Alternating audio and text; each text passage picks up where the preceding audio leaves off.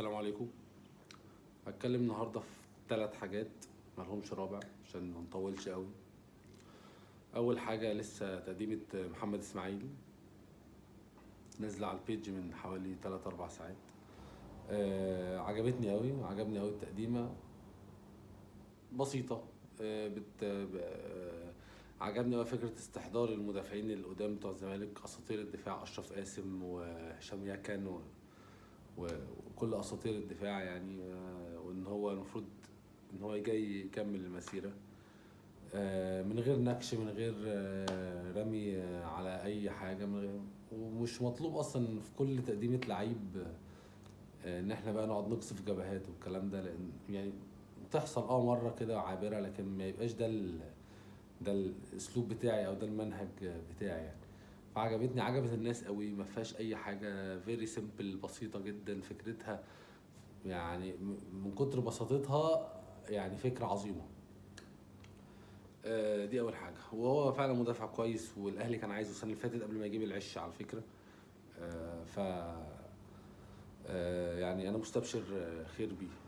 دي اول حاجه. تاني حاجه، لان النهارده اخبار كتيره ان ناس من الزمالك بيكلموا امام انه ما يجددش في الاهلي عشان ويكمل السنتين بتوعه ويجي على الزمالك. طيب يا جماعه، انا راضي ذمتكم، ده كلام يخش العقل؟ يعني الراجل دلوقتي امام خناقته مع الاهلي في انه عايز يزود عقده ويخلي يتساوى بزيزو، والكلام اللي احنا سامعينه يخش في 120 و150 في السنه وحاجات كده. هل الزمالك يعني يقدر يدفع مش هقول لك نص الرقم ده؟ الزمالك بيجيب محترفين ب 300 الف دولار، 400 الف دولار. في جاب رهيبه بين الاهلي والزمالك في المرتبات، رهيبه. ف وبعد سنتين يقعد يلعب سنتين في الاخر يجي على الزمالك؟ وهل الاهلي هيسيبه يلعب سنتين ويروح للزمالك فري على اساس بقى ان احنا نرد لهم القلم بتاع زيزو والكلام ده؟ طبعا ده كلام ناس ساذجه، والساذجين اكتر اللي بيصدقوهم. وبالعقل كده شويه عقل تاني، مين في الزمالك هيكلمه؟ جون ادوارد اللي بيسابق الزمن عشان يجيب فيرود وجناح يمين عشان يقفل الصفقات، وباك يمين الناس عم بتقول له مفيش الا عمر جابر. هيسيب كل ده بقى ويقعد يشوف امام؟ اعضاء مجلس اداره يعني حسين لبيب ربنا يشفيه بيتعالج. هشام نصر يعني ما اعتقدش ان هو اصلا يعرف الوكيل بتاع امام احمد يحيى اللي هيجيله. بقيت اعضاء مجلس الاداره في الجلاش يعني ما حدش يقدر، طب ما حدش فيهم يعرف يتفاوض اصلا غير احمد سليمان اللي هو مركون. فمستحيل. ميدو اختفى تماما من المشهد. ف كلام حتى يعني لما تديله شويه عقل تحسه كلام مش منطقي. طب ايه الحكايه؟ الكلام ده طلع ليه؟ الحكايه ان دي طريقه احمد يحيى الايجنت بتاع امام في اي تفاوض. هو امام بيقول له انا عايز ازود عقدي واعلي المرتب بتاعي، قال له بس مفيش الا طريقه واحده، احنا هنديهم بعبع الزمالك. فطبعا في تجديد اللعيبه وفي انتقالات لعيبه طبعا بعبع الاهلي هو الزمالك، والعكس بعبع الزمالك هو الاهلي. وخلي بالك الايجنتس كتير وبالذات احمد يحيى هو بيستخدم الطريقه دي، ما هو استخدمها مع الونش فاداله اعلى عقد، اداله 20 مليون. هو الونش اعلى عقد في الفرقه مع عبد الله السعيد بياخد 20 مليون. مدافع عنده 32 سنه بياخد 20 مليون. الونش جامد وكل حاجه، بس الاصابات طبعا هدته. انا ما بتكلمش على مستوى الونش دلوقتي، بتكلم ان هو من شطاره الايجنت بتاعه ان عرف يستخدم كارت الاهلي كويس، وان فيجيب اعلى عقد للونش. وان محمد شريف مثلا، انا ما اعرفش مين وكيل محمد شريف، احمد يحيى ولا مين، بس محمد شريف برضو عشان يرجع الاهلي استخدم كارت الزمالك. ولو محمد شريف ما كانش تفاوض مع الزمالك كان الاهلي هيبص له ولا كان هيعبره ولا كان في دماغهم اصلا.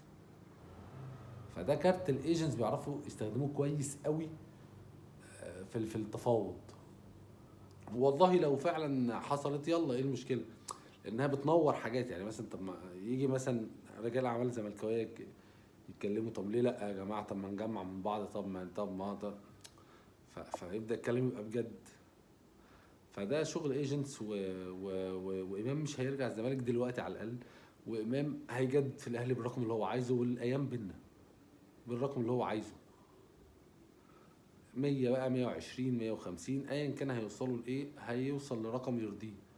لان امام شايف ان هو اعلى لعيب في الفرقه وبياخد 30 في ناس حواليه جايه بقى ميات وخمسينات وسبعينات وثمانينات، طب انا فين يا جماعه؟ ف تحيه من هنا لاحمد يحيى على انه بيعرف يلعب بالادارات بالشكل الغريب ده يعني. تالت حاجه واخر حاجه، انا عامه بقرا التعليقات كلها، بس في حاجات يعني ما بردش عليها، يعني في حاجات بتبقى انتقاد ما بردش عليها، بس في لفت نظري حاجه. انا كنت بتكلم على ان ممدوح عباس قد ايه هو راجل محب للزمالك، ومش بالكلام بالفعل، وبيصرف قد ايه ودفع كام والكلام ده كله على مدار السنين، بالذات السنتين الاخرين. فقال لي هو مش ممدوح. فالراجل يعني اللي بيرد عليا ده، اللي كتب لي الكومنت، بيقول لي هو مش ممدوح عباس ده اللي كان بيجيب لعيبه يدفع لها مقدمات ويسيب النادي في ديون ويمشي؟ اللي يعني كده هو بيكسف جبهتي باحترام بادب وكده. فانا هرد. هو الكومنت كان محترم، فانا هرد باحترام. هو ممدوح عباس هو اصلا دي طريقه مرتضى مبدئيا، اللي هو يجيب لعيب يديله مقدم وبعدين كمل في الفيفا. دي طريقه مرتضى، مش طريقه، ما كانتش صراحه طريقه ممدوح عباس. ممدوح عباس دي غلطات كتيره، وحط النادي في، وده اللي قلته برضه في نفس الفيديو، انه ليه غلطات وساب النادي في ديون والكلام ده كله. بس ممدوح عباس ما كانتش دي طريقته. الوحيد اللي كان في فتره ممدوح عباس حصل معاه الموضوع ده هو اجوجو، لانه كان بياخد عقد كبير جدا، وبعد ما ممدوح عباس جابه مرتضى عمل طعن، وممدوح عباس مشي، فقال لهم طيب خلاص بقى انا عايز فلوسي، وكتب شيكات على النادي، وفضل مدين النادي بيهم، وفضل الزمالك بيدفع في الغرامه بتاعت اجوجو، ولحد ما اجوجو اصلا مات يعني. ومشكله ممدوح عباس الازليه ما كانتش في الفلوس. هو ممدوح عباس محتاج فلوس من الزمالك او فلوس ترجع له او كده. هو مشكله ممدوح عباس كانت مع مرتضى، بدليل ان هو اول ما مرتضى مشي ممدوح عباس تنازل عن كل القضايا فورا. اول ما المجلس ده جه تاني يوم ممدوح عباس تنازل وبدا يدفع فلوس كلها تبرعات. مفيش ولا فلوس بتخش النادي من ممدوح عباس ليها ورق يعني يخلي ممدوح عباس يدين النادي. ف شويه عقل يا جماعه، ونعرف احنا بنتكلم على ايه، ونعرف احنا بنتكلم ازاي. ده كان كلامي النهارده. بكره فيديو جديد. السلام عليكم.